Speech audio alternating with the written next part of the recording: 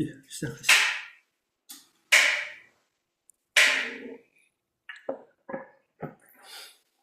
오늘 이제 노자 제1장으로 들어갔는데, 노자 전번에 이제 서론을 했는데, 간단히 노자의 성격을 다시 한번 말씀드릴게요.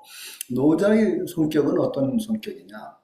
일단은 그 당시도 이제 문명이 그 춘추전국 시대 말고 굉장히 인류의 지혜가 발달했고, 그런 시대에 말하자면 다시 은과한 사람들의 철학이고, 인간 사회의 그 복잡다단한 인륜 중심이 아니라 자연 중심, 자연의 법칙을 중심으로 해서 인간의 윤리를 조명하고 하는 그런 시각입니다. 그러다 보니까 이렇게 자꾸 분별하고 따지고 미추를 분별하고 선과 악, 옳다 그르다를 따지는 이런 것이 오히려 자연의 이법에는 어긋나는 것이다. 오히려 자연의 이법을 기준으로 해서 조금 인간의 어떤 윤리 개념이라든지 그런 법칙 개념 이것을 되돌이켜보자. 오히려 인간이 자연을 벗어나서 인간 본위로 막 설정하고 한 것이 오히려 인간성을 말살하고 사회를 맑고 깨끗하게 하는 것이 아니라 더 복잡하고 시끄럽게 만드는 것이다. 돌아가자입니다. 그러니까 노자 나중에 보면 알겠지만 법령이 많아지면 많아질수록 도둑은 더 간교해지고 더 많아진다는 그런 주장을 하는 거죠. 근데 그러니까 모델 자체가 이상으로 삼는 모델이 있습니다. 모든 사상에는 자기들이 이상으로 삼는 모델이 있습니다. 그 모델이 몇 가지가 있느냐? 아니, 첫 번째는 늘 어떤 모델이 있느냐? 이상적인 세상은 어떤 세상이냐? 어떤 세상에 우리는 살아야 될까? 하는 게 있어요. 두 번째, 우리는 어떤 사람이 되어야 되느냐라는 게 또 있어요. 그러니까 우리가 어떤 사람이 되어서 어떤 세상이 살 것이냐. 여러분도 이제 그 불법을 배우고 뭘 배우시더라도 언제나 이 질문은 잊으시면 안 됩니다. 이 두 가지 질문. 이 질문을 놓으시면 언제나 우리가 잘못된 방황을 해요. 우리가 발을 딱 땅에 디디고 올바르게 차분하게 걸어 나가야 되는데 이 두 가지 질문. 나는 어떤 세상에 살고 싶은가? 그 다음에 나는 또 어떤 사람이 되고 싶은가?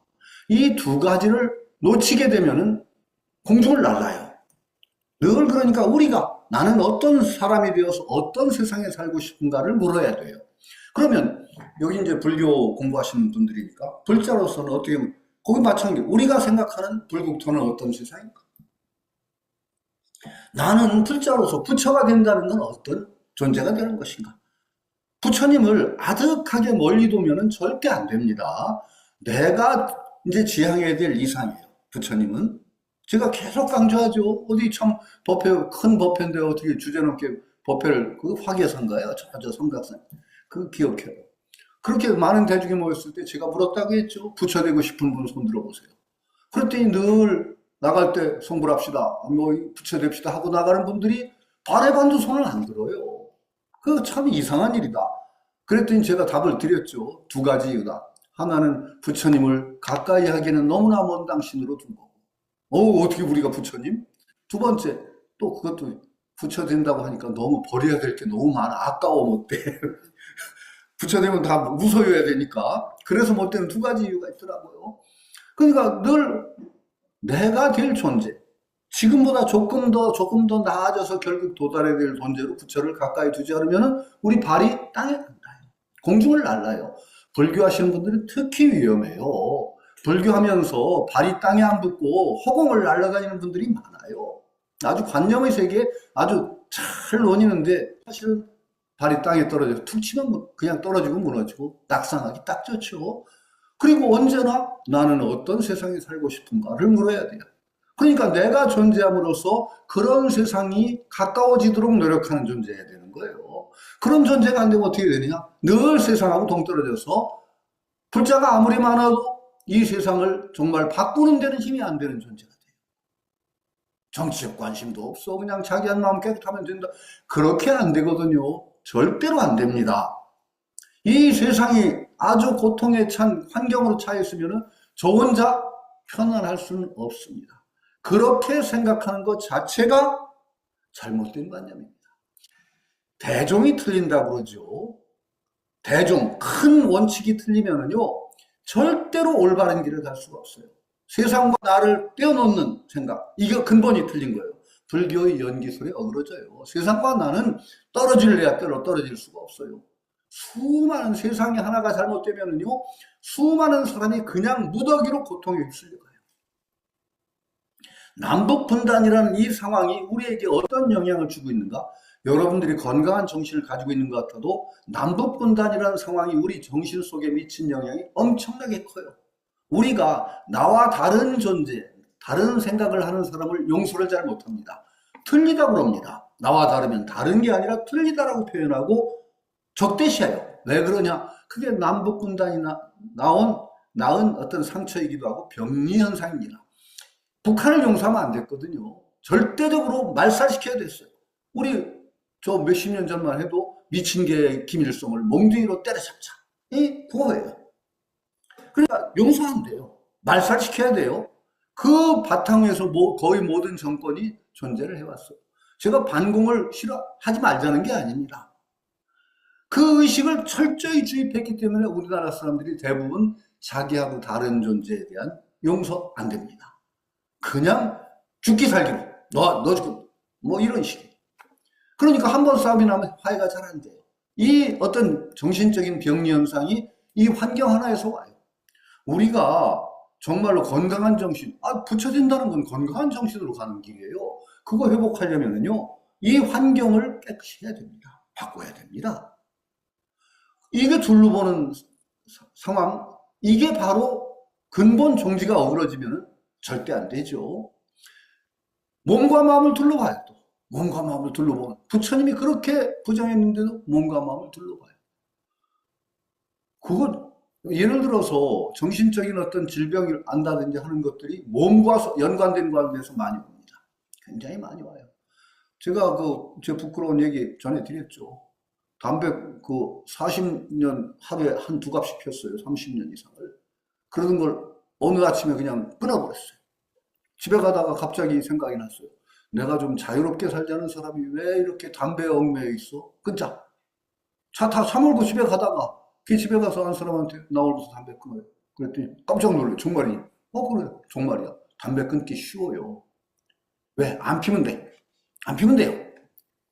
그게 정말 쉬워요. 안 피면 되니까. 그래서 안 펴서 끊었어요. 그냥 그날부터 담배 사다 놓은 거 몇 보루가 있는데 그냥 지금도 그때 안 버린 담배가 얼마 전에 발견이 됐어요. 어디서 구택에서 나왔어요. 그냥 끊는 건 성공을 했어요. 끊기 쉽단 말이에요. 안 피면 되니까. 무척 피고 안 피면 되지. 그런데 석 달 후에 병이 왔어요. 우울증 왔다니까요, 제가. 저는 밥을 보면 입맛이 없다는 걸 모르던 사람이에요.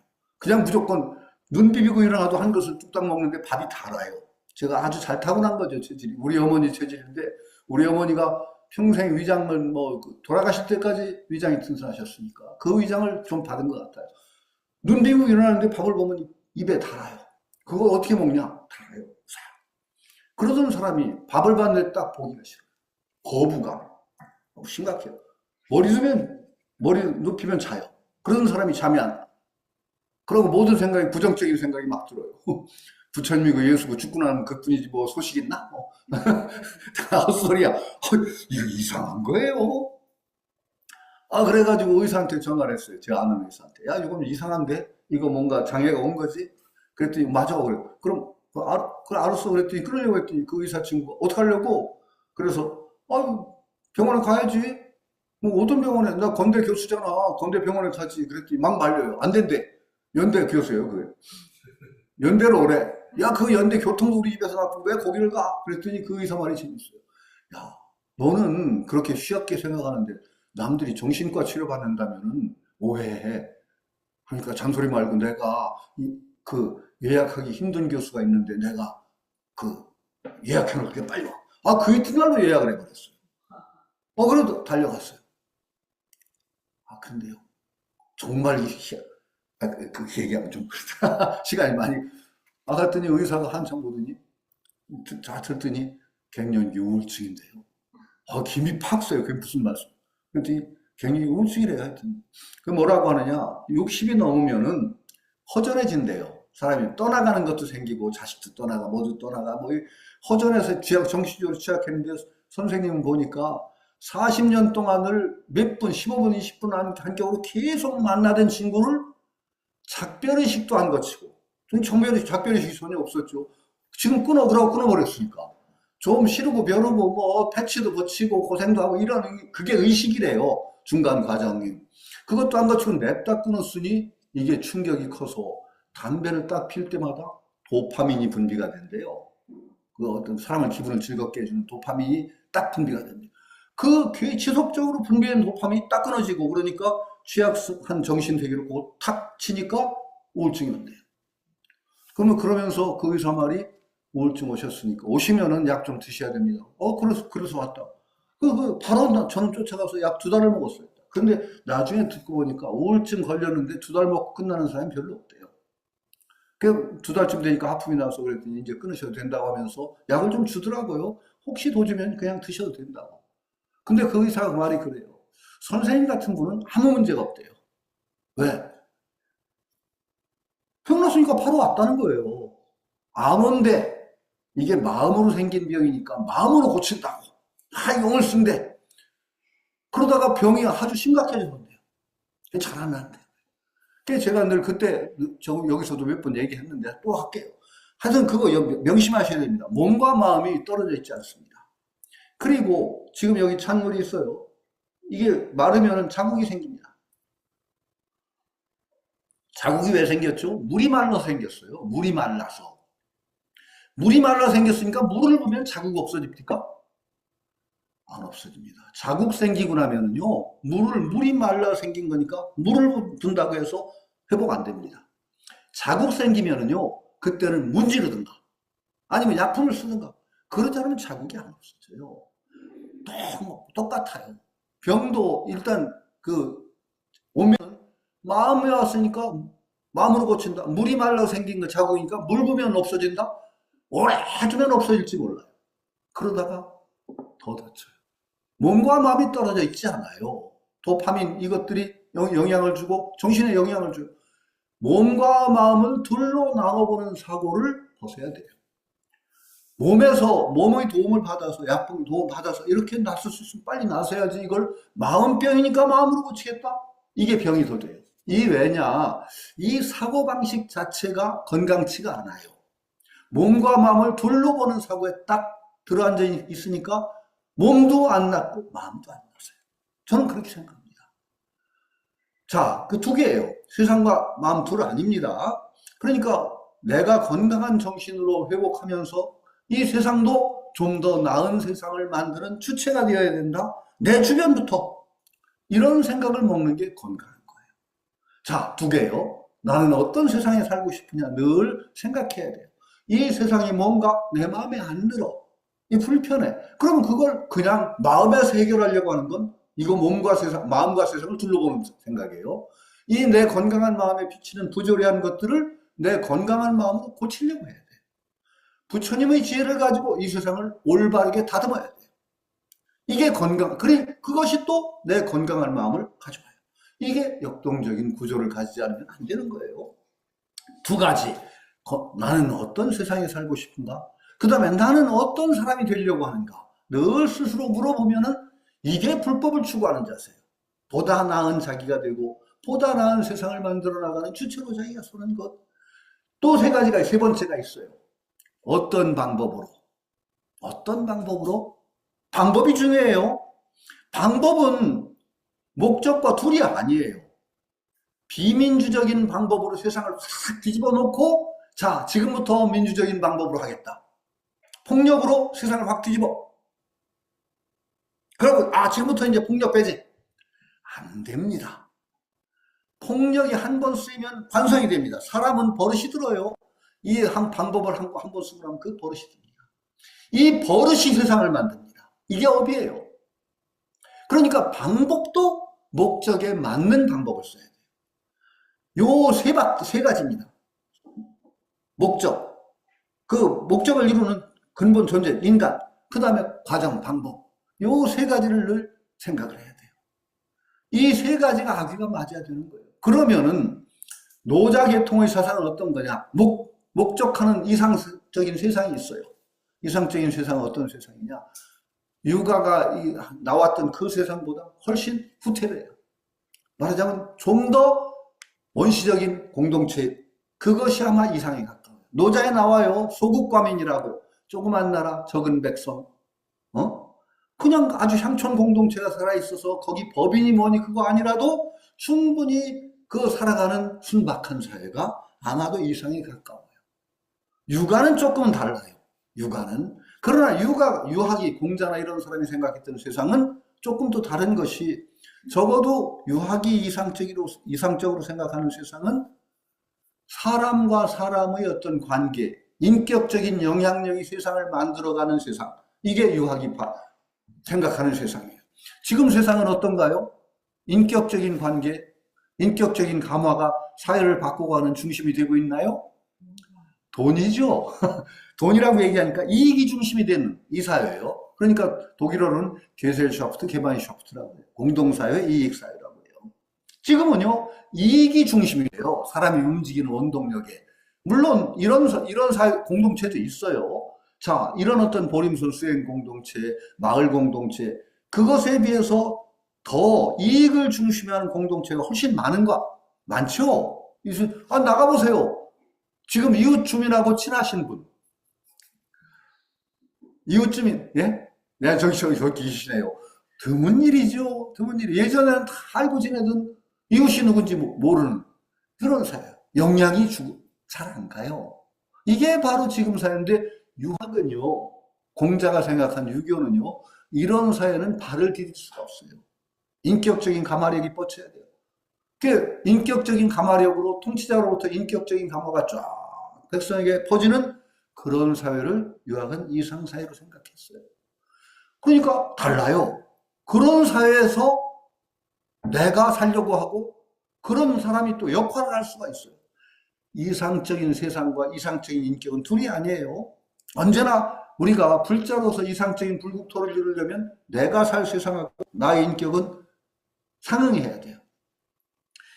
전에도 말씀드렸듯이 자본주의 사회에서 이상적인 인격과 공산주의는 거의 이제 세상에 정치로 없어졌지만 사회주의에서는 이상적인 인격은 달라요. 자본주의 사회는 언제나 1등을 하려는 사람이 성공하는 사회예요. 삼성에서 그 광고 예전에 바로 퇴장한 광고인데 아주 유명한 광고가 있어요. 2등은 아무도 기억하지 않습니다. 이런 광고가 나왔다 반발 때문에 바로 내렸는데 사실은 그게 자본주의 정신이에요. 2등은 기억하지 않는다. 언제나 그래서 내가 1등 하려고 계속 경쟁을 부추기는, 자유와 평등이 두 가지 이념이라면 자본주의는 자유를 근본으로 하는 제도입니다. 무한 경제. 사회주의는 평등이 근본입니다. 그래서 예전에 우리 어떤 교수가 동국군 가서 동국군이 살아있을 때 얘기했더니 그 교수가 하는, 여기는요 1등 하려는 사람 필요 없어요. 그러더래요. 필요 없어요. 1등 하려는 사람은요, 죽어라고 남발부에 1등 하려는 사람은 나쁜 사람이에요. 오히려 이렇게 달라요. 그러니까 우리가 올바른 불자가 되는 것하고 올바른 어떤 세상 불국토를 이룬다는 것이 둘이 아니라는 생각을 하고, 끊임없이 이런 생각을 하는 불자들이 늘어나야 정말로 올바르게 부처가 되는 과정을 밟아서 그 과정 속에 자기 주변을 따뜻한 불국토로 이루어가는 그런 건강한 불자들이 나온단 말이죠. 그 얘기를 왜 하느냐? 노자의 사회는 이상사회가 그 당시 사회보다 훨씬 이전의 사회예요. 농촌 공동체, 촌락 공동체가 살아있고, 그런 사회를 모델로 하기 때문에 벌써 달라요. 그런데 이미 노자가 본 사회는 그 사회를 파괴하고 너무 나온 사회야. 그러니까 사실은 후퇴하자는 거예요. 돌아가자는 거예요. 이렇게 분별하고 하는 것을 벗어 던지고 조금 뒤로 가자. 이렇게 나온 세상이니까, 사상이니까 그런 각도에서 노자를 읽어야 됩니다. 그걸 또 지금 이 감산 덕총스님은 불교적인 각도에서 읽었어요. 지금 제가 말씀하시는 것 조금 말씀이 아니라 말하는 것을 들으시더라도 불교하고 통할 수 있는 데가 좀 많이 나올 것 같지 않습니까? 불교도 자꾸 분별을 더하고 하는 것보다는 신심영이가 나오죠. 뭐 지도문안이나 유형관택이라 뭐 이런 부터 뭐 자꾸 분별하는 걸 꺼리고 하는 어떤 근본을 추구하는 불교와 통하는 부분이 많거든요.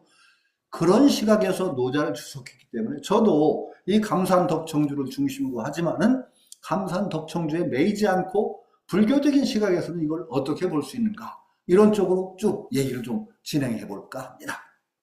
우선 노자 첫 장을 들어가겠습니다.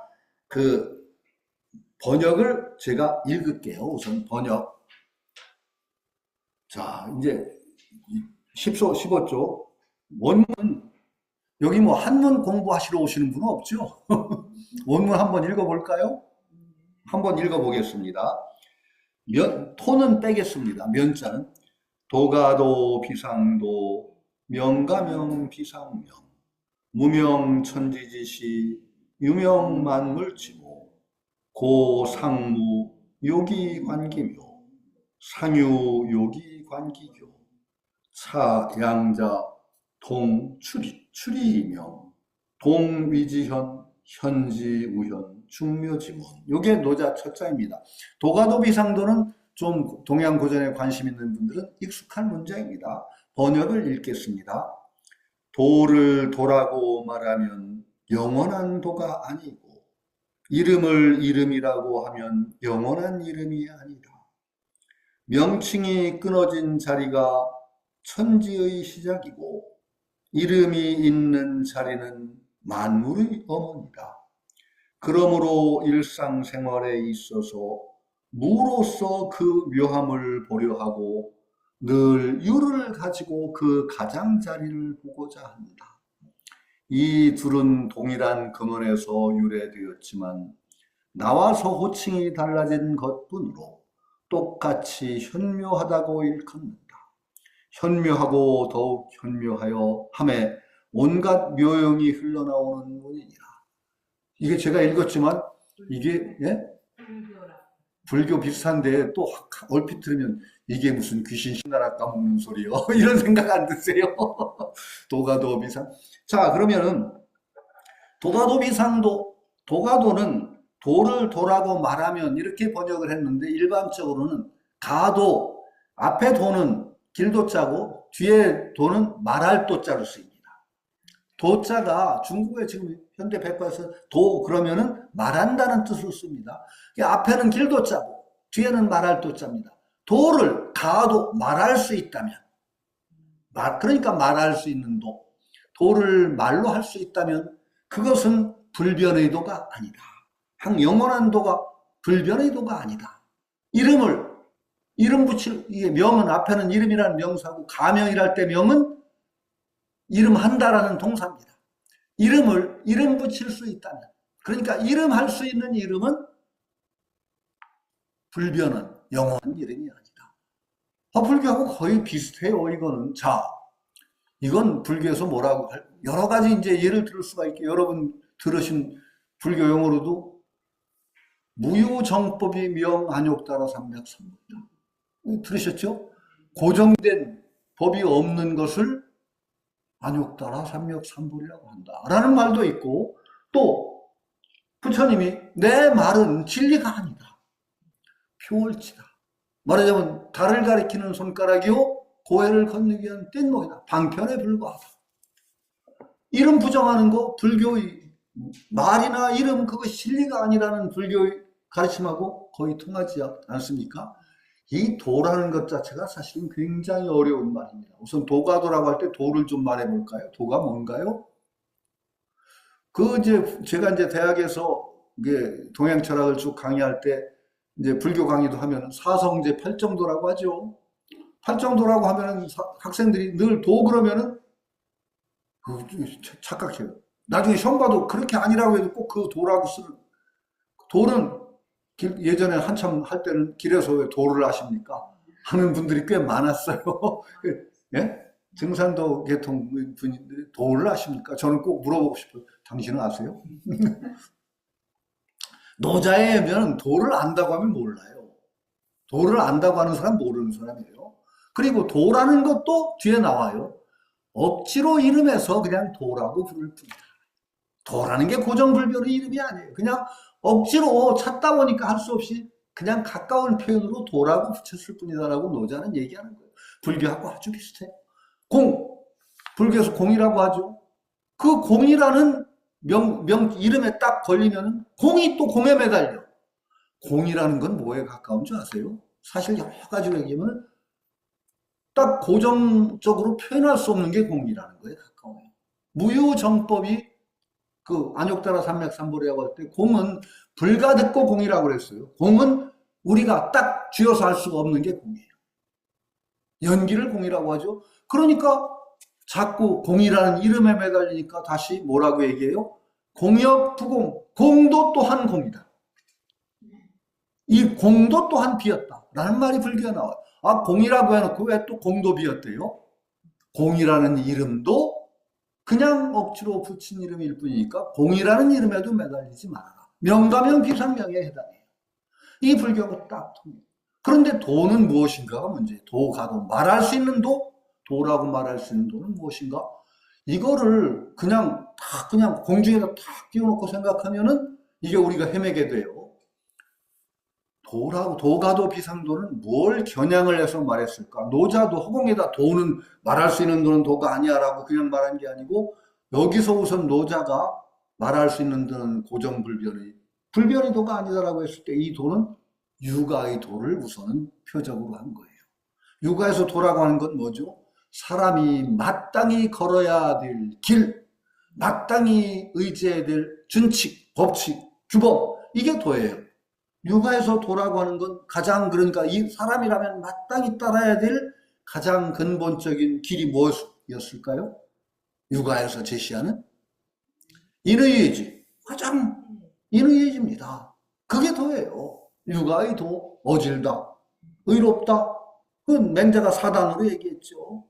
측은지심 인지다냐. 그래서 사람이 마땅히 사람이라면 갖춰야 될 근본적인 마음이 인의예지 마음이요. 그렇죠. 그게 육아의 도입니다. 노자는 우선은 이 공중에 얘기한 것이 그렇게 구체적으로 인간 표준으로 고정불변으로 말해진도 그거 불변의 도가 아니야. 이렇게 얘기한 거예요. 뒤에 그게 뭐라고 나오느냐. 딱 나와요. 그 표현이 구체적으로. 천지불인 하늘과 땅은 어질지 않다. 육아에서 말하는 인, 그게 어떻게 인간 표준으로 인이라고 하는데 그게 정말 불변의 도냐. 하늘과 땅이 어짐만을 기준으로, 어짐이라는 건 뭐예요? 호생지덕, 삶을 자꾸 이루어주는 덕이 어짐의 근본이에요. 삶을 조장해주고 아껴서 사랑해주고. 그럼 천지가 어짐의 덕을 딱 도로 딱 세우고 있으면 죽이면 안 되잖아. 그렇죠? 천지는 모조리 그냥 태어나면 다 살려. 그러면 이 세상이 어떻게 되겠어요? 난리 납니다. 태어난 게 안 죽어봐요. 그거 어떻게 되나? 큰일 나죠. 죽어야 돼요. 그러니까 천지는요, 이 만물이 추고, 만물을 제사 때 쓰고 버리는 인형처럼, 불강아지나처럼 그렇게 여긴다는 거예요. 태어난 거 죽이는 것도 천지예요. 그렇죠? 그건 참 인도의 신과는 참 재밌어요. 제가 말씀드렸듯이 인도의 신은 참 재밌는 신상이 있어요. 인도의 신상이 얼굴이 양면이에요. 그 신상이 있는데 한편은 굉장히 자연스러운 우리가 생각하는 신의 모습, 뒤는 안마예요. 대지 여신에게 바쳐진 인도의 찬가, 대지 여신을 막 자애로운 어머니 신으로 찬양하다가 또 뭐라고 얘기해요? 자기 자식을 잡아먹는 신이에요. 죽으면 어디로 가요? 돼지로 가요, 우리. 이게 삶과 죽음의 두 측면이 다 자연의 작용이지 어떻게 삶만 살게 해주는 것만 도냐? 그것을 갖다가 또 요것이 인이라고 또 이제 사람마다 또 다 그룹마다 구별을 해. 이게 인이야. 이 아니야. 이게 인이야. 이 인 가지고 또 싸워. 그러면 인 가지고 사람 죽입니다. 인 가지고 사람 죽입니다. 그게 어떻게 너희들 사람 표준으로 규정한 그것이 도대체 도라고 말할 수가 있느냐? 이렇게 탁 치고 나오는 거예요. 탁 치고 나오는 거예요. 자, 보세요. 어짐이라는 걸 표방해서 사랑이라는 걸 표방해가지고 그걸로 얼마나 사람을 죽였는지 우리 한번 역사를 돌아보세요. 불교는 좀 비교적 적은 편인데 인류 역사 중에 가장 많은 피를 죽인 것이 종교입니다. 사실입니다. 지금도 아마 중동전 꼭 그것만은 아닌데 그 밑에는 종교적인 이념이 깔려 있습니다. 그렇죠? 십자군 원정 나중에는 뭐 종교적인 이념은 사라지고 거의 뭐 장사꾼 판으로 됐다고 해도 출발은 어디서 했습니까? 종교 이념으로 시작했습니다. 독일 인구가 신구교의 갈등으로 3분의 1 이상이 죽었던 역사가 있습니다. 천주교의 한 장군이 신교의 마을을 개 한 마리 안 남기고 다 태워줍니다. 그리고 참여록을 남겼습니다. 신을 위한다는 명목으로 이렇게 해도 되는지. 이게 인간이 걸어온 역사입니다. 왜? 그거 다 가치를 내세우고 옳다는 이념을 내세우고 쉽게 얘기하면 도를 내세운 겁니다. 이게 도다, 길이다, 옳은 길이다. 노자는 바로 너희들이 가는 길의 끝에는 그런 것이 있다. 그게 고정불변의 도가 아니야. 이렇게 얘기하는 겁니다. 도가도 비상도. 그리고 그건 근원적으로 들어가면 이제 형이상학적인 데까지 가죠. 우리가 언어적으로 딱 표현하면 언어는 한계가 주어집니다. 딱 한계가 있어요. 말리 표현하는 것은 아름답다, 곱다, 추하다. 다 한계가 지어져요. 그 한계가 지어진 건 그 한계를 넘어설 수가 없어요. 도라는 것은 모든 데 적용될 수 있는 도는 그 한계를 벗어난 도지. 그러니까 여기에 옳은 도가 있지. 그냥 무한정으로 말로 표현된 도가 무한히 다 옳을 수는 없다는 거예요. 그러니까 그게 항도가 아니다. 그런데 왜 이 얘기를 하느냐? 그 항도라는 입장, 모든 데 통할 수 있는 근원적인 도라는 입장에서 내가 주장하는 도를 봐야지. 내가 주장하는 그 도만이 옳다고 하는 그런 시각으로 보게 되면 결국은 너도 망가지고 내가 지향하는 이념도 망가지고 세상도 망가진다. 이 얘기를 하기 위해서 노자는 도가도, 비상도, 명가명, 비상명을 얘기합니다. 그러면 우리는 어떻게 해야 되느냐? 노자를 읽을 때 저는 늘 균형 감각을 중시한다고 그랬습니다. 그러면 우리는 그거 다 벗어 던지란 말이냐? 아니에요. 우리가 또 그러면서 인간으로 있으면서 우리가 주장하는 거 다 같이 쓸데없어? 이러면 어떻게 되겠어요? 그럼 더 큰일 나요. 더 큰일 나요. 그런데 이 노자적인 관점을 딱 머릿속에 이념에 가지고서 우리가 주장하는 것과 그거 없이 무조건 이거야 라고 하는 것은 차원이 달라져요. 인간의 차원이 달라져요. 여러분들이 차원이 다른 인간이에요. 분명하게 이런 노자적인 시각을 가지면서도 나는 그래도 지금은 이걸 선택해야 된다라는 그게 있어야 됩니다. 이게 없으면은 또 망합니다. 제가 불교 잘못 믿으면 허공을 날른다고 하는 게요. 뭐 신시면 지도문안이나 유형 간택. 지도는 무난하지만 간택이 옳다 그러다 선택하는 걸 싫어한다. 막작 뭐 하면은 통연명백이라 갑자기 막작지하면 뭐 하여튼 통연. 그렇다고 여러분들이 그거 다 떨쳐보세요. 어떻게 될 건가? 절대 안 됩니다. 그러나 간택을 넘어선 입장에서 간택을 하는 거하고 간택에 매달려서 그 안에 들어앉은 간택하고는 차원이 달라지는 거예요. 모습을 잘 굴리자. 모습에 들어앉으면 안 되기 때문에 모습이라고 한 것 때문에 모습을 벗어나요. 우리는. 그러나 잘 굴리자는 대로 그냥 무조건 잘 굴려지나요? 원칙 세우지 않고 잘 굴려집니까? 적어도 조금만 이때는 이렇게. 이게 두 개가 함께 있어요. 절대성을 바탕으로 해서 상대성을 굴리고 상대성 속에서 절대성을 담아내야지 이 두 개가 균형을 이루지 않으면 아무것도 아니에요. 저는 제일 싫어하는 사람, 불교 같은 것도 말하자면 그 이념에 빠져가지고 선택 안 하고 아무것도 안 하겠다는 사람. 아무것도 안 하겠다는 건 그건 거짓말이에요. 안 할 수가 없어요, 우리는. 그러니까 적어도 그걸 벗어난 바탕에서 지금의 선택을 해야 돼요.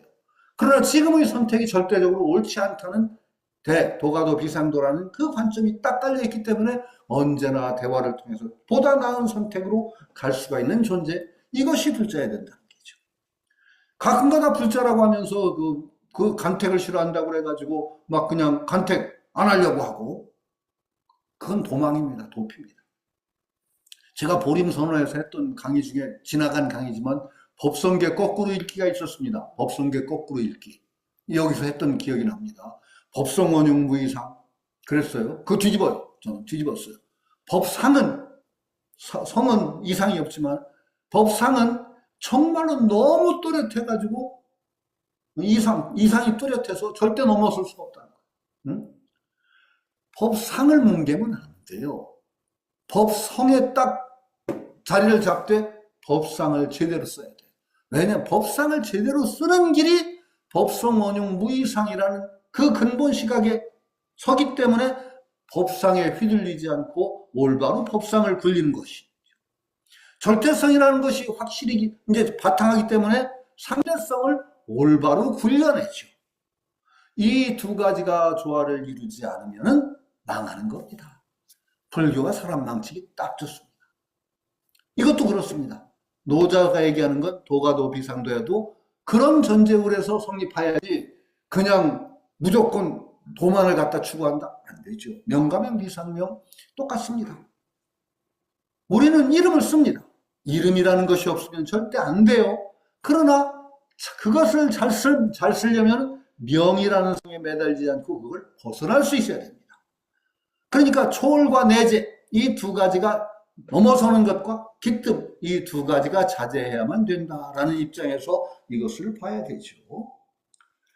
그 다음에 명칭이 끌어올린 자리는 천지의 시작이고 이름이 있는 자리는 만물이 영원이다. 명칭이 없는 자리, 무명, 이름이 끊어진 자리, 명칭이 없는 자리, 천지의 시작, 하늘과 땅은 이름 없는 데서 시작해. 자, 이건 이제 또 불교적으로 얘기할게요. 그 삼형대사 전기에서 제가 읽은 건데, 삼형대사가 선과를 볼 때요. 이제 그때는 스님들도 과거를 통해서 스님 뽑았단 말이죠. 선과를 보았는데, 딱 삼형대사 이제 시험관이 딱 물었어요. 본래 무일물인데, 본래 무일물인데, 어디서 갑자기 이 천지 만물이 생겼는고?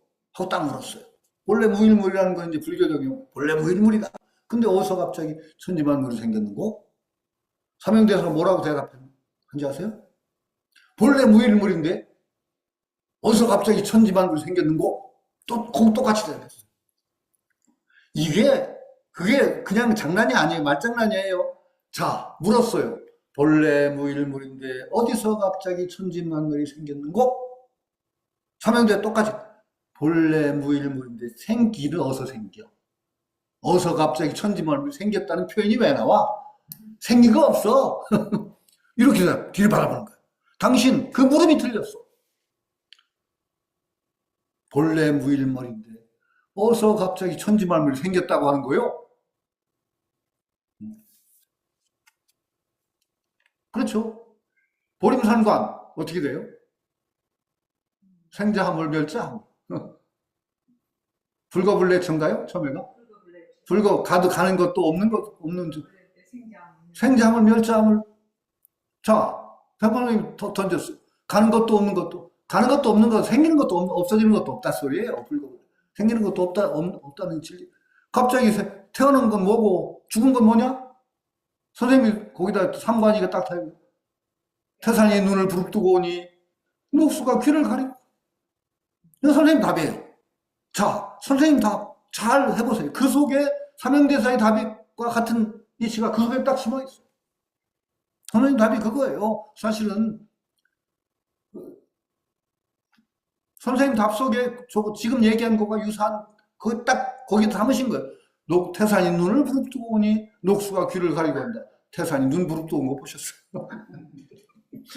자, 그걸 이제 우리는 그 선생님 말을 통해서 내가 스스로 체득을 해서 얻어내야 되라고 해서 삼관이죠.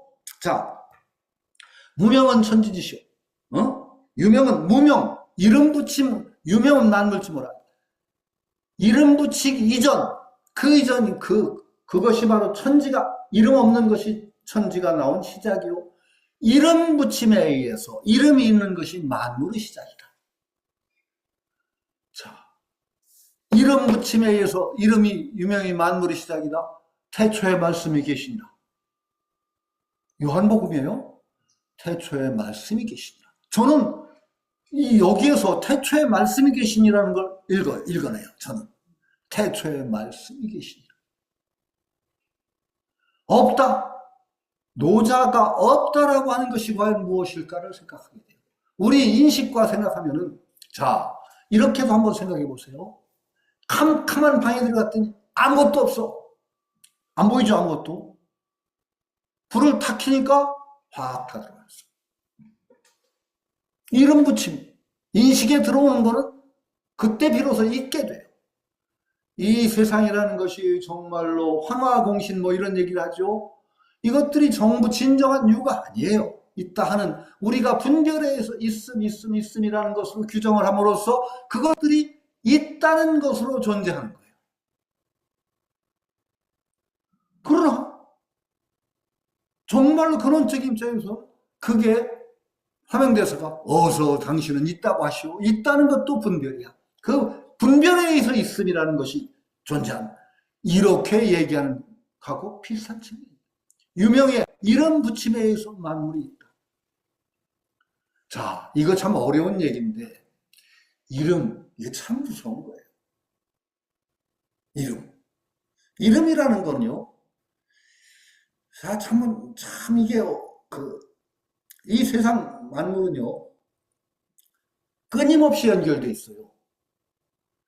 시간적으로는 잠시도 머물지 않고 흘러요. 끊임없이 연결되어 있어요.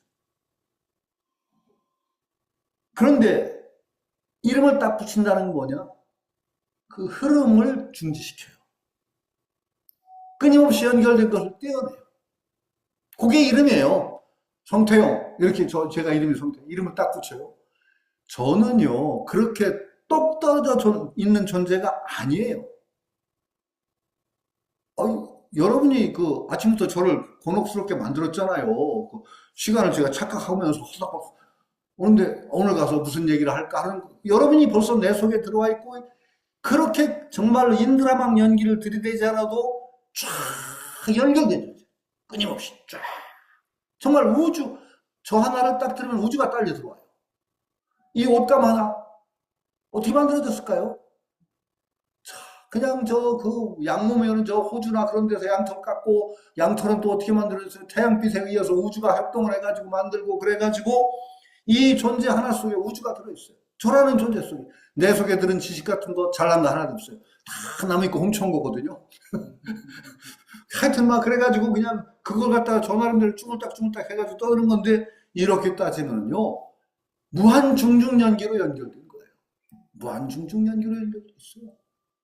그 속에서 가장 가시적으로 드러난 육체라는 형상에 따라 딱 성태형이라는 이름을 딱 붙여서 어려서부터 지금 이제 늙어가서 이제 고장이 팍팍 나는 육체를 가지고 있는데, 그때부터, 어릴 때부터 지금까지는 성태형이라는 이름이라고 고정한 거예요. 그게 이름이에요. 이름은 굉장히 필요해요. 우리가 지시하기 위해서 이름 안 붙일 수가 없어요. 그러나 이름에 딱 매달리는 순간에 우리는 본질을 망각해. 제대로 보지 않아요. 이름 떼고 볼 수 있어요. 정말로 우리가 사물을 제대로 본다면 이름 떼고 봐야 돼요. 근데 우리 이름 떼고 보기 힘들어요. 저만 딱 생각하면 잘생긴 모습이 생각나시죠? 하여튼 어쨌든 간에 그렇게 되는 거예요. 우리가 진정 이름 떼고 정말 사물을 볼 수 있다. 이건 정말 도인이죠. 그러면서 이름을 또 붙이죠. 이름 떼고 또 우리가 살 수가 없으니까. 이게 균형 감각이란 말이죠. 이름 떼고 본 경지. 이름을 붙여보. 만물은 이름에 의해서 만물이 존재한다. 만물이 있다는 것은. 이런 어떤 근원적인 시각 속에서 만물의 이름을 우리는 또 정해요. 그래서. 근데 이름은 또 그만큼 중요하네요. 이름을 또 무시하면 또 안 된다는데, 제가 계속 강조하는 건 균형 감각입니다. 이름. 참 중요하죠. 김춘수 씨가 쓴 이름, 뭐가 있더라? 꽃인가? 꽃이라는 시 하세요? 이름을 붙여. 이름에 의해서 우리는 존재해요. 그리고 우리는 또 이름값을 해야 돼요. 이름값 해야 돼요. 사람이라는 이름이 붙었어요. 그럼 사람값을 안 한단 말이에요. 이게 두 측면이 있단 말이죠. 그러니까 우리는 이름을 넘어서는 관점과 이름값을 해야 된다는 이름에 충실한 이 두 가지를 균형 잡힌 시각에서 유지하면서 올바로 살아가야 된다는 거죠. 이름에 의해서 사물은 존재합니다. 나는 사람이라는 이름이 붙어 있고 구체적으로는 이제 송태형이라는 이름이 붙습니다. 거기에 매달리지 않되 또 그것에 충실한 이 두 측면을 유지해야 된다는 이것을 생각해야 됩니다. 그러니까 이름에 그러나 이제 문제는 노자의 시각은 어떤 시각이냐? 이름에 자꾸 매달려서 나감으로써 자꾸 시끄러워지고 복잡해지고 싸움이 더 많아지고 하는 그것을 경계하는 철학이기 때문에 이쪽 얘기를 잘 안 합니다. 이름 중시하라는 얘기 잘 안 합니다. 그 이름 벗어나라. 고정불변의 이름에 매달리는 그것을 벗어나라고 얘기합니다. 이름 붙임에 의해서 만물이 있는데 그것은 근원이 아니다 라고 얘기하는 거죠. 노자의 강조점이 어디에 있는가를 우리는 늘 봐야 됩니다. 이 두 개의 시각을 우리는 여기서 이제 저는 제가 읽었던 것은 이제 왕필주를 한번 읽어봤고 하상공주라는 주가 있습니다. 전 시간을 얘기했는데 하상공주는 노자를 양생술, 우리가 이제 건강하게 오래 사는 그것을 가르치는 그런 책으로 또 노자를 읽은 게 하상공주라고 도교적인 주석입니다. 왕필주는 상당히 형이선학적인 어떤 위진현학의 가르침이고 지금 이 주석은 상당히 불교적인 관점에서 한 것이라 저는 이제 불교적인 시각에서 얘기를 드리는 겁니다. 그래서 상무, 유명한 만물지 뭐예요? 이름 붙임에서 만물이 그렇게 있게 되는 것이다. 알죠? 그래서 이 스님은 이렇게 얘기합니다. 상무, 항상 일상적인 삶 속에서 무라는 것에 의거해서 여기 관기묘, 무에서 그 묘, 오묘하게 만물이 생겨나는 그 자리가 묘예요. 그 묘를 보려고 하고 일상적인 삶 속에서 유로서 있음이라는 관점이에요. 있음이라는 관점에서 여기 관기교라고 하는 건 변두리라고 여기했어요. 변두리라고 하고 왕필도 그 사물이 끝 가장자리 이렇게 얘기를 합니다. 그러니까 무는 이거 여기서 이제 가장 이해하기 쉬운 건 진공묘유를 생각하시면 쉬워요. 진공과 묘유는 둘일까요? 하나일까요? 사실은 진공과 묘유는 둘이 아닌 측면이 있어요. 참된 공은, 진공은 오묘하게 있음과 둘이 아니에요. 공에 의거 참된 공은 오묘한 있음으로 드러나요. 오묘한 있음이라는 건 진공의 나타남이에요. 진공묘유. 진공은 여기에서 상무에 해당해요. 상무. 묘유. 그러니까 진공이라는 그 참 모든 것이 생기기 이전에 거기에서 묘유 있음을 보다. 거기서 오묘하게 드러남을 보고 항상 있음으로써 있음은 이름이 있음으로니까 만물이 쫙 펼쳐진 게 있는 세계예요. 공에서부터 무에서부터 오묘하게 세상이 드러나는 거예요. 그리고 이름 붙은 세상은 정말 무한하게 늘어지니까 이게 뭐라고 얘기했어요? 가장자리라고 했어요. 펼쳐진 가장자리를 본다. 유라는 관점에서. 여러분들은 무라는 관점에서 오묘하게 드러나는 그 자리를 보고 그 다음에 유라고 하는 관점에서 세상이 쫙 형성된 이 세계를 보는 이 두 관점을 가진다라고 얘기를 하는 거예요. 이건 여러 가지로 볼 수가 있어요. 저는 이제 중용에서 뭐라고 했어요? 갑자기 중용이 생각나는데 희노애락지 미발을 위지 중요. 희노애락이 싹트지 않은 것을 중이라고 하고. 여러분 희노애락 싹트지 않은 거 보셨어요? 그런 적 있으십니까? 희노애락이 싹트지 않은 걸 중이라고 하고 발이계중절 위지화라. 희노애락이 드러나서 모두 절도에 맞은 것을 바라봅니다. 여러분들이 이제 우리가 수행을 하는 것도 여러 가지 방법이 있는데 희노애락이 싹트지 않은 그 정말 근본 자리라고 할까? 우리가 정에 들어가고 멸진정이라든지 그런 정의 경지에 들어가면 희노애락이 싹 트지 않은 그 맛을, 이제 그 맛이라고 하기, 그 경지가 있습니다. 그걸 억지로 고집하면 또 안 되지요. 그 멸진정에 들으면 완전히 들어가면 그거 바위나 같습니다. 예? 근데 그 선정의 체험 어떻게 되느냐?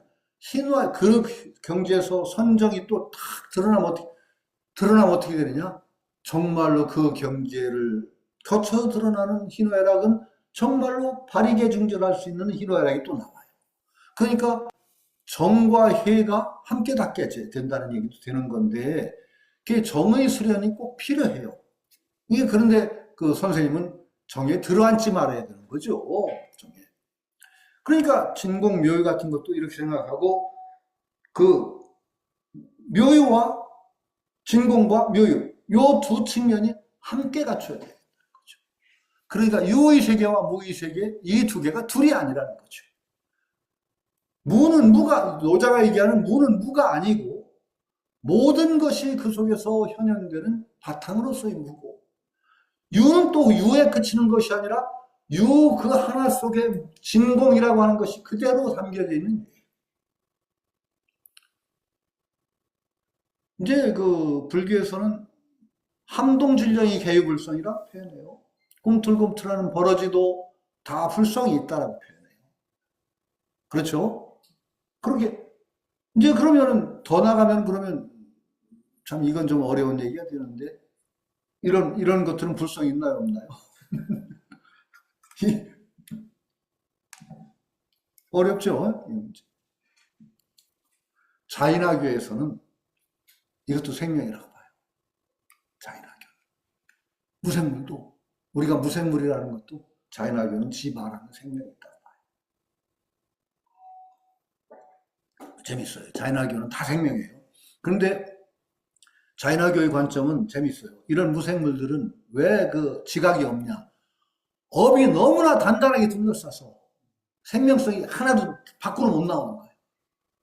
바위 같은 것도 생명인데 업이 너무 둘러싸가지고. 그러니까 우리 같은 인간 존재는 업이 적어서 감각이 다 드러나는데, 생명성이 드러나는데, 바위 같은 거는 업이 너무 두텁다. 그러나 자연학교의 관점은 그것도 생명이라고 봐요. 근데 재밌어요. 이건 좀 딴 얘기인데, 그런 종교적인 관점이 과거의 발명으로 이어진 예가 있어요. 노벨상 받은 분인데 제가 알기로는 자연학교도예요. 그분은 뭘로 노벨상을 받았느냐? 생명의 가장 근본적인 특징이 뭘까요? 생명이라는 것은 자기와 같은 존재를 만들어내는 게 생명이에요. 생식을 한단 말이죠. 번식. 말하자면 인간은 생식하고, 하여튼 생명이라고 하는 건 아메바나 뭐 그런 것도 전부 번식을 하죠. 근데 그분은 자연학교도인데 모든 것이 생명이라면 무생물도 번식 기능이 있지 않겠느냐. 연구하다 보니까 수정이 자기 복제를 해낸다는 걸 발견했어요. 수정 같은 게 주변의 물질을 모아서 수정 분자를 만들어요. 그런 현상이 있답니다. 저는 물리학자가 아니라 물리학은 아니겠구나. 아니, 그 수정도 자기 복제를 한다는 거예요. 그러니까 이게 생명이라는 거죠. 그러니까 그 종교적인 관점이 적용돼서 수정의 자기 복제를 발견을 했어요. 아마 그런 영향으로 노벨상을 받았다고 제가 알고 있는데, 근데 우리는 어릴 때부터 그거 알았거든요. 수정을 주워다가 뜨물 같은 거 주면 수정 큰다고. 수정의 자기 복제를 우리 어릴 때 알았어요. 촌에서 자랄 때 수정 같은 거, 아니 산에 가면 수정 있잖아요. 그거 갖다 놓고 거기다 뜸을 붓고 그랬어요. 수정 잘한다고. 아마 잘했던 것 같아요. 자기 복제해서. 이게 농담입니다. 어쨌든. 하여튼 여러 가지. 근데 육아적인 관점에서는 어떻게 되냐? 만물 갖고 이렇게. 만물이, 모든 사물들이 태극을 다 가지고 있다. 태극을. 모든 존재들은 다 태극을 가지고 있다. 태극은 근원적인 것을 다 가지고 있다. 도교 입장에서는 도는 똥오줌에도 깃들어 있다. 똥오줌에도 도가 깃들어 있다. 장자에 나와요. 도가 어디에 있어? 그러니까 강아지 뿔. 뭐 그런 낮은 기왓장에도 있어. 그러니까 점점 낮아지네. 그러니까 장자가 맞으면 똥오줌에도 있다. 이렇게 나갑니다. 육아적인 관점에서 이게 어떻게 표현되냐? 만물 갖고 이렇게. 만물이 태극을 지집니다. 똑같죠. 네? 불교적인 관점에서는 함동진령 개유불성이다. 그렇죠? 그 다음에 함동불성 개유불성이 아니라 진공멸. 모든 존재들은 근본적으로 진공. 그 근본적인 그 진리성을 그대로 그 속에 드러냅니다. 그렇죠. 일관된 겁니다. 어느 정도. 공통된 어떤 표현이 있는데, 이 스님, 감살 덕처 그런 관점에서 상유, 상무를 해석합니다. 유다, 무다라는 것은 둘이 아니라는 거예요. 우리가 유라고 하는 모든 존재가 사실은 근원적으로 무라는 것과 맞물려 있다는 거죠. 이렇게 볼 때, 그래, 좀 읽어나가죠. 오늘 그래도 일장은 해야죠. 차양자는 유와 무는 같은 거래요. 둘이 아니라는 거예요. 아까 제가 진공과 묘유가 둘이냐라고 제가 여쭙죠? 진공과 묘유는 둘이 아니에요. 하나의 측면을 진공이라는 측면에서 볼 수 있고, 하나의 것들을 묘유라는 측면에서 볼 수 있는 거예요. 묘유는 있음에 고정되는 것이 진공의 현현인 것이에요. 진공은 죽은 공이 아니고 묘유로 드러나는 거예요. 둘이 아니라는 거예요. 이게 차양자는 동이라고 하는 거. 이거 덕청스님의 주인데, 사실 왕펼주는 차양자가 뭐라고 했느냐? 시와 뭐라고 봤어요. 천지지시 만물지모. 근데 사실은 같은 뜻인데, 여기서는 그 감탄 덕청은 차양자는 유와 무를 얘기했고, 왕필은 시와 천지지시 만물지모라고 했죠. 시와 모라는 것은 추리명 나와서 같은 이름일 다른 이름을 붙였을 뿐이다. 그러니까 유와 무를 둘러보지 말아라. 이렇게 얘기한 거예요. 유와 무를 둘러보지 말아라. 유와 무를 둘러보지 말라는 거. 여기 이제 보림성을 얘기하면 모든 상대성은 어떻게 되죠? 절대성과 떨어져 있어요? 안 떨어져 있어요? 절대성은 현현이에요. 절대성은 절대성으로 따로 존재하면 어떻게 돼요? 절대성이 절대성으로 따로 존재하면 그건 절대성이 아니에요. 왜? 절대성이라는 건 말 자체가 뭐예요? 짝이 없다는 거예요. 상대가 없다. 저건 상대성이고 나는 절대야라고 하는 순간에 절대성이 그 절대가 아니잖아요. 저것하고 딱 상대가 됐잖아요. 제가 원효 스님 얘기할 때 진영은 생멸론. 우리가 수양을 하고 공부를 한다는 건 원효 스님 시각에서는 뭐예요? 생멸문에서 진영으로 나가는 게 우리 공부예요. 차별의 세계에 매달려서 아둥바둥 것을 넘어서 절대 무차별의 이원성이 넘어선 진여로 가는 게 공부예요. 우리 공부는 근본적으로 그렇게 가요. 지도문이나 유형간택이 바로 그 얘기예요. 간택 넘어서서 생멸의 세계에 빠져가지고 옳다 그러다 곱다 밉다 거기에서 아등바등하며 이 생사윤회들이 뜨잠기는 이걸 넘어서서 진여로 가는 거예요. 진여에 딱 도달하는 순간에 제가 뭐라고 표현했어요? 진여가 발로 찬다고 했어요. 여기가 진여로구나 하고 앉으려는 순간에 진여가 발로 차버려요. 어디 앉으려고? 진여라는 곳은 근본이 뭐예요? 진여는 차별을 떠난 데예요. 차별을 떠났다는 의미예요. 근데 여기가 진여로구나 하고 앉는 순간에 지금 차별 아닌가요? 진여가 발로 찬다고 제가 유막에 표현했어요. 진여 발길을 한번 얻어맞아보세요. 뭉댕이를 한번 차여보셔야 됩니다. 진여에 모르면 그 진여가 아니란 말이죠. 진여가 발을 팡 차요. 앉을 자리 없어. 그래서 선생님이나 옛날 선사들이 나물 한 줄기 가꿀 땅이 없다. 송곳 꽂을 땅이 없다. 진여라는 땅이 아니니까 송곳 꽂을 곳이 없어요. 바로 생멸의 세계로 나가요. 원래가 진연이 생멸이냐는 것이 두 세계를 나눠놓고 생멸의 세계와 진여의 세계가 있다는 게 아니에요. 생멸 자체가 진여예요. 거기에 변화에 매달려 있으면 생멸이고 변화를 넘어서는 진여. 그러니까 유와 무도 생멸과 진여가 두 문이 있는 게 아니고 하나의 세계예요. 자, 백범 선생님이 어디나 만법기를 일비하죠. 만법이 하나로 돌아가는데 하나는 어디로 돌아가는 거? 백범 선생님 답은 낙동강 700리에 물새가 온다. 이건 풀어도 돼요. 낙동강 700년 물새가 오는 이 현상 세계가 바로 하나인 세계와 둘이 아니에요. 숫자가 나와야 돼요. 그 답에는 700리라는 낙동강 700리의 물새가 온다. 하나가 따로 하나로 존재하면 그거 하나 아니에요. 벌써 상대가 된 거죠. 유아무가 둘이 아니야. 유아무 둘이 아니에요. 유아무를 둘러보는 순간에 그건 벌써 대종이 틀린 거죠. 그러니까 차양자 유아무는 동이에요. 같은 추리임은 우리가 추리라는 건 사실은 인간의 인식에 의해서예요. 인간의 인식에 의해서 나오는 것은 다른 이름이 붙었을 뿐이다라는 거예요. 그래서 사실은 두 개를 모두 다 현이라고 부를 수가 있다. 현. 근데 현이라는 이름을 딱 붙이면은 현에 또 매달려. 현묘하다라는 데 매달려. 그러니까 현묘한다는 데 매달리면 또 그 현묘도 하나의 상이야. 그래서 현지우현이야. 이 현지우현은 뭐에 해당하느냐? 불교용어로 얘기하면 공역부공. 공도 또한 비었다. 공도 또한 비었다. 공이라는 명상에도 매달리지 말아라. 현묘하다는 나는 쉽게 얘기하면 깨달았다는 상. 신비하네. 깨달았네. 오묘하네. 이것도 보셔야 돼. 그 오묘한 것도 보세요. 정말로 일상성의 세계 속에서 이 도를 실현하는 담담한 그 소찾기 시무식도 보셨죠? 소찾기. 처음에 절 벽당에 뭐 소찾기 쭉 그림 있잖아요. 발자국 발견하고 이래 쭉 가가지고 소를 타고 나서 소 타고 돌아오죠? 마지막에 무슨 그림이 있어요? 입전수수.